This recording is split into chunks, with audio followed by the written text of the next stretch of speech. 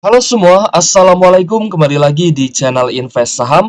Jadi pada video kali ini kita akan menganalisa saham Astra International dengan kode saham ASII, di mana harga sahamnya terus turun imbas dari kasus uji keselamatan ya terhadap mobil Daihatsu. Nah, jadi apakah saham Astra International ini masih layak investasi? Kita akan bahas pada video kali ini ya, karena ini pun adalah requestan ya dari salah satu viewers di kolom komentar. Kita bahas dong prediksi saham Astra International, terutama untuk dividennya di tahun 2024 ini. So, kita akan menganalisa saham Astra International baik dari sisi fundamental, valuasi, net income, analisa harga wajar, margin of safety, dan juga prediksi dividen untuk tahun 2024. Ya, jadi silakan teman-teman simak video ini sampai akhir, tapi jangan lupa tekan tombol subscribe dan aktifkan juga lonceng notifikasinya ya. Disclaimer on, keputusan investasi menjadi tanggung jawab pribadi masing-masing. Oke guys, kita lanjut ya, di mana kasus terbarunya ya yang menjadi sentimen negatif terhadap Astra International, di mana hasil uji kendaraan bermerek Daihatsu ini memang sedang bermasalah gitu guys ya. Yang terakhir itu terhadap tipe Grand Max, dan Toyota ini bakal lakukan revitalisasi guys ya. Dilansir dari Kompas.com ya, buntut dari skandal manipulasi yang dilakukan Daihatsu terus merembet. Belum lama ini Daihatsu juga dikabarkan telah kehilangan hasil uji tipe untuk pick-up Grand Max. Pencabutan hasil uji tipe dilakukan untuk ketiga merek pick-up yang diproduksi oleh Daihatsu, yakni Grand Max, Town Ace, yang dipasarkan dengan merek Toyota, dan Bongo yang dipasarkan oleh merek Mazda ya guys ya. Nah, jadi memang untuk Astra International ini sedang terkena sentimen yang cukup negatif bertubi-tubi ya guys ya. Mulai dari kasus rangka ESAF motor Honda, lalu kasus uji keselamatan ya terhadap mobil Daihatsu ya guys ya, dan yang terakhir ini adalah untuk tipe Grand Max ya untuk pick up seperti itu.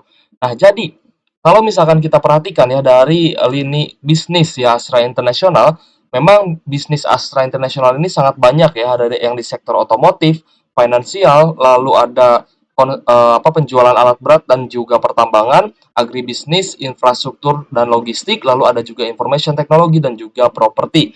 Nah, untuk otomotif sendiri bukan hanya merek Daihatsu yang dijual oleh Astra International, melainkan ada merek Toyota, Lexus, Isuzu, UD Trucks, BMW, lalu ada bus merek Scania juga.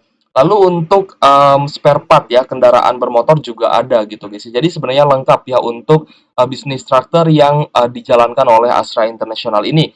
Lalu di financial service ya di kontraktor pertambangan juga banyak gitu guys ya, perusahaan-perusahaan yang memang menjadi anak usaha dari Astra International ini.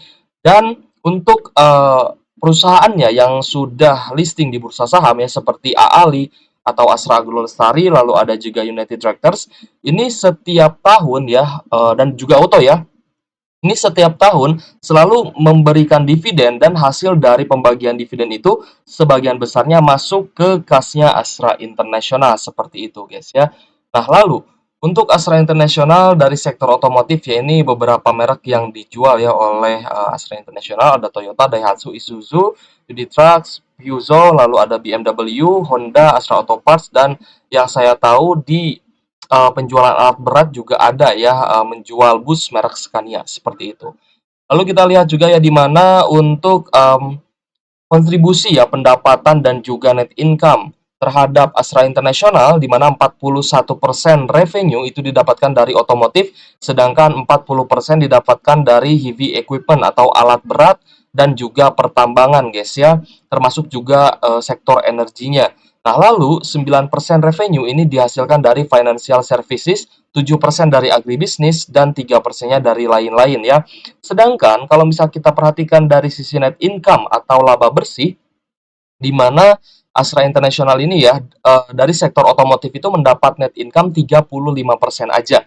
Lalu dari sektor alat berat dan juga pertambangan itu mendapatkan 36%. Jadi sebenarnya kalau misal kita perhatikan net income-nya ya, laba bersih yang dihasilkan oleh anak-anak usaha Astra International ini menyumbang ya paling besar itu dari alat berat dan juga pertambangan, dan ada juga konstruksi dan energi ya seperti itu. Nah, lalu yang kedua adalah otomotif, baru otomotif. Nah, otomotif ini juga bukan hanya jualan mobil aja, guys. Tapi ada penjualan motor, ada juga penjualan spare part seperti itu, guys ya. Di mana spare part ini setiap tahunnya pasti itu selalu diperlukan ya. Dan data terakhir penjualan mobil, memang untuk penjualan mobil itu di bawah prediksi analis dan di bawah target ya guys ya. Targetnya 1,05 juta unit, tapi katanya sih hanya mencapai 1 juta unit aja. Ya, ketika penjualannya turun, tapi ada analis lagi yang mengatakan di mana market share dari mobil-mobil Astra International ini malah naik gitu guys ya. Nah, berarti meskipun penjualannya turun, tapi kepercayaan masyarakat terhadap mobil-mobil ya seperti Toyota, Daihatsu dan lain-lain ini semakin tinggi gitu guys ya. Kalau misalkan kita lihat ya dari data analis yang ibaratnya mengatakan di mana market share mobil Toyota ini malah naik ya seperti itu. Nah, lalu dari sisi net income juga ini 23% disumbangkan dari financial services. Meskipun secara revenue hanya menyumbang 9%, tapi secara net income menyumbang 23% ya guys ya. Nah, jadi untuk Astra International juga dalam waktu dekat ini sudah meluncurkan bank digitalnya ya. Jadi semoga bank digital ini juga berkontribusi besar ya terhadap pendapatan dan juga net income Astra International.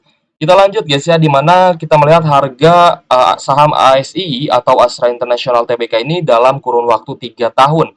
Nah, seharusnya Astra International ya di harga saat ini 5.375 memang sudah berada di area bottomnya guys ya. Tapi memang sebuah saham itu ketika dia turun ya, meskipun teman-teman sudah tarik garis support, meskipun teman-teman sudah lihat batasnya, itu bisa saja tembus ya seperti di tahun 2020 lalu ketika Covid melanda gitu guys ya. Jadi Astra International kalau misalkan saya lihat ya supportnya sih di 5.200. Jadi masih ada kemungkinan Astra International ini bisa turun ya. Jadi kalau misal teman-teman sedang cicil saham Astra International ya buy on weakness di saham ASII ya teman-teman sebaiknya ya itu tetap harus punya spare cash ya untuk menyerok saham Astra International untuk membeli saham ASII di harga yang lebih murah lagi ya. Siapa tahu dikasih harga yang lebih murah, mungkin ke 5.200 atau 5.000 saya rasa akan semakin menarik ya. Karena tentunya dividen yield yang dibagikan akan semakin besar jika teman-teman membeli sahamnya di harga yang lebih murah seperti itu. Lalu kita akan coba analisa ya baik dari sisi valuasi, net income, rasio keuangan dan lain-lain. Yang pertama adalah dari sisi valuasi, PE ratio-nya 6,32 kali dan price to book value 1,14 kali ya. Nanti kita akan lihat valuasinya juga berdasarkan rata-rata PBV-nya. Lalu dari sisi net income ini mengalami kenaikan yang cukup bagus ya. Proyeksi 2023-nya dari 28,9 triliun naik menjadi 34,2 triliun. Ini kita bahas net income-nya. Teman-teman kalau misalkan mau lihat revenue-nya tinggal klik aja yang sebelah kanan ya guys ya di aplikasi Stockbit. Lalu, dari sisi rasio keuangan, cash-nya 50,9 triliun, total aset 442,9 triliun, liabilitas 204 triliun, working capital 26,7 triliun, dan total ekuitasnya 190 triliun. Nah, kalau misal kita perhatikan ya, total liabilitas saham Astra International ini cukup besar ya, masih berada di atas total ekuitasnya. Jadi saya rasa hutang Astra International ini ya untuk jangka panjang, saya rasa masih cukup aman lah ya selama net income-nya ini masih terus naik ya seperti itu. Saya rasa ini juga memang hutang jangka panjang ya. Lalu dari sisi profitabilitas net profit marginnya 10,50%, lalu dari ROE ya. ROA-nya 7%-an, ROE-nya 16,41% ya cukup bagus. Lalu dari pembagian dividen terakhir yang dibagikan itu sebesar Rp98 per lembar saham sebagai dividen interim ya 2023 di 12 Oktober 2023 ya guys ya seperti itu. Nah, lalu di tahun 2023 lalu ya final dan juga interimnya berhasil membagikan dividen sebesar 12,21% ya untuk dividen yield dari Astra International. Kita akan lanjut ya melihat valuasinya berdasarkan rata-rata PBV di mana PBV saat ini 1,14 kali tentunya jauh ya di bawah rata-rata PBV Astra International yaitu di angka 1,38 kali guys ya selama dalam kurun waktu 3 tahun ini. Nah, jadi Astra International ini ya sebenarnya dari sisi valuasi ini sudah semakin murah. Ketika harganya terus turun ya, berarti valuasinya juga sebenarnya sudah lebih murah dan ini sama seperti valuasi di tahun 2021 lalu ya, tepatnya di Juli ya, sekitar bulan Juli 2021 guys ya. Jadi, kemungkinan apakah Astra International ini bisa naik ya guys ya dalam waktu dekat. Nah, kita akan coba pantau terus ya akumulasinya karena memang di beberapa waktu terakhir gitu guys ya sekitar beberapa minggu lah ya, kita masih melihat adanya distribusi yang cukup besar di saham Astra International. Jadi ya sebenarnya Astra ini masih ada potensi ya dia untuk turun ya meskipun sedikit, tapi semoga saja kita dikasih harga yang lebih murah gitu guys ya di bawah 5.300. Nah, tapi kalau misalkan memang dia sudah diakumulasi ya guys ya, kemungkinan sih akan ada pantulan gitu guys ya, akan ada bullish reversal dan kemungkinan bisa rebound di sekitar bulan Februari sampai nanti pembagian dividen ya seperti itu. Lalu kita lihat dari pembagian dividennya, Astra International ini cukup rutin ya guys ya, bukan cukup rutin lagi tapi memang sangat rutin membagikan dividen 1 tahun 2 kali ya, setahun 2 kali. Teman-teman cek ya, meskipun di tahun pandemi Astra International ini masih bisa membagikan dividen setahun 2 kali. So Astra juga ini adalah perusahaan yang dinilai para investor sebagai saham kapal induk ya atau saham core gitu guys ya, core stock, dan juga memang sudah berhasil melewati beberapa kali krisis ya seperti krisis di tahun 2008, lalu pandemi di tahun 2020. Nah, Astra International ini masih bisa bangkit gitu guys. Meskipun beberapa kali memang net income-nya turun dan juga penjualannya turun, tapi di tahun-tahun berikutnya saham ASII ataupun Astra International ini bisa bangkit lagi ya seperti itu. Makanya banyak investor yang memang optimis ya terhadap Astra International meskipun masih dalam fase distribusi. Lalu kita lihat ya dari sisi probabilitas kenaikannya ataupun dari sisi seasonality ya. Kita akan cek probabilitasnya di mana di Desember ya Astra International ini di tahun 2023 lalu ya sempat mengalami kenaikan ya meskipun tipis. Lalu untuk proyeksinya di Januari ya, ternyata Januari 2024 ini malah merah. Lalu bagaimana dengan Februari sampai nanti pembagian dividennya? Nah, kita kembali lagi melihat pembagian dividen. Rata-rata Astra International ini membagikan dividen final itu di sekitar bulan April Mei ya, April dan juga Mei, bahkan bisa sampai Juni ya, tapi rata-rata memang di April dan juga Mei. Nah, kalau misalnya kita lihat April, ternyata Astra International ini rata-rata mengalami kenaikan itu sebelum bulan Mei, yaitu di bulan April ya guys ya, tepat sebelum pembagian dividen final. Probabilitas kenaikannya 62% guys ya selama 9 tahunan. Nah, jadi untuk Astra International kemungkinan bisa bangkit ya di Februari, Maret, dan juga April. Jadi teman-teman yang mungkin sudah terlanjur beli Astra International tapi masih mengalami minus ya sekitar mungkin 2-3% atau bahkan 5%-an. Saya rasa Astra International ini masih sangat layak untuk teman-teman hold, ambil dividennya kalau misalkan memang tidak naik dan memang dividennya pun ya lumayan cukup tinggi gitu guys ya, lebih tinggi lah daripada saham-saham di sektor perbankan ya seperti itu. Nah, jadi untuk prediksi dividennya kita akan bahas juga pada video kali ini ya. Jadi untuk Astra International karena memang sedang bottoming ya, harganya juga sedang berada di area bawah. Jadi kalau misalnya teman-teman memang pengen dividen investing di saham Astra International ya saatnya sekarang gitu guys ya untuk mulai mencicil ya saham Astra International. Kembali lagi disclaimer on guys ya. Karena ketika nanti harga sahamnya sudah naik tinggi, ketika teman-teman dapat dividen, harga sahamnya turun, teman-teman akan floating loss. Berbeda kalau misal teman-teman memberanikan diri ya untuk akumulasi di area bawahnya. Misalkan teman-teman sudah melihat adanya akumulasi tapi harganya masih turun gitu guys ya. Nah, berarti teman-teman dikasih kesempatan untuk membeli di harga bawah. Jadi, nanti ketika pembagian dividen harga sahamnya turun misalkan sekitar 10%-an, nah berarti teman-teman tidak akan floating loss kalau misalkan sudah floating profit 20%. Seperti itu guys ya. Jadi dividennya dapat, capital gain-nya juga dapat ya. Kalau misal teman-teman memberanikan diri untuk mencicil beli di harga saat ini. Ya, tapi kembali lagi disclaimer on karena ini bukan ajakan jual beli saham. Kita lanjut ya melihat harga wajar dan juga proyeksi harganya di mana Astra International dalam 1 tahun terakhir harga terendahnya di 5.200, harga tertinggi di 6.900-an, bahkan sempat tembus ke 7.000 guys ya. Lalu harga saat ini di 5.375. Maka posisi harga Astra International untuk saat ini di persentil 10 dan masih bisa turun guys ya, sebenarnya sampai di level 5.200. Tapi memang untuk harga saat ini Astra International posisinya cukup low risk atau resikonya cukup rendah. Kita akan langsung ya melihat harga wajar dan juga prediksi dividennya.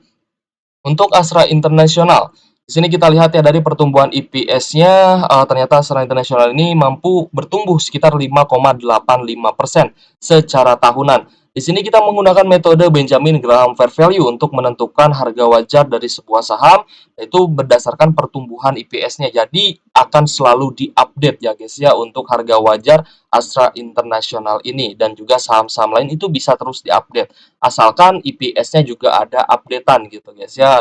Sudah ada rilis laporan keuangan, maka kita akan terus mengupdate harga wajar dari sebuah saham ya. Terutama untuk saham-saham bagus yang masih di harga murah, itu akan semakin aman lah ya untuk dibeli seperti itu guys ya, dan punya potensi untuk naik dengan margin ataupun upside yang sangat tinggi. Lalu kita lihat ya di sini harga wajar ya berdasarkan Benjamin Graham Fair Value. Kita akan lihat dulu book value-nya dengan PBV 1,14 kali, ternyata PBV satunya di angka 4.700-an.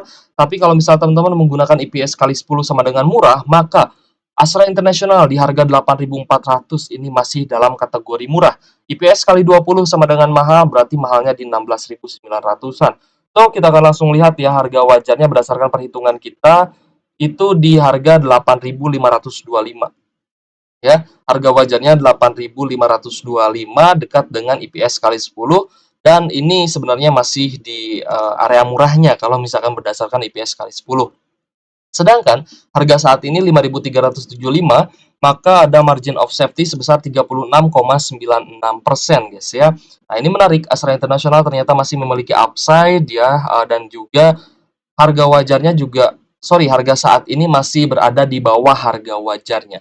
Kita akan ke prediksi dividennya, di mana EPS-nya mengalami kenaikan ya dari 715 di tahun lalu menjadi Rp846 per lembar sahamnya. Nah, kemarin ada yang bertanya ya mengenai DPR atau Dividend Payout Ratio guys ya. Dividend Payout Ratio ini kita ambil datanya dari RTI Business ya.